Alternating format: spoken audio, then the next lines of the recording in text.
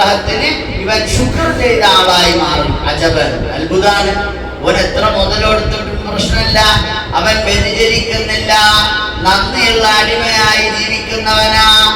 വലിയ സമ്പാദ്യമുള്ള ഒരാൾ എന്നോട് പറയാ, എനിക്ക് ഓർമ്മയുണ്ട്, ആ മുഹീദ്ദീൻ എന്ന് പറയുന്ന സഹോദരൻ എന്നോട് പറഞ്ഞു, ഉസ്താദേ, ഇന്ന് എനിക്ക് വലിയ നിഅമത്താണ്, മക്കൾക്കൊക്കെ നല്ല വീടുണ്ടാക്കി കൊടുത്തു, അൽഹംദുലില്ലാഹ്. ഇടക്കൊക്കെ ഹജ്ജിന് പോകാനും ഉംറക്ക് പോകാനും സന്തോഷമായി ജീവിക്കാൻ എനിക്ക് പറ്റുന്നുണ്ട്, നല്ല സമ്പാദ്യമുണ്ട്, ബിസിനസ് ഉണ്ട് ഗൾഫിൽ.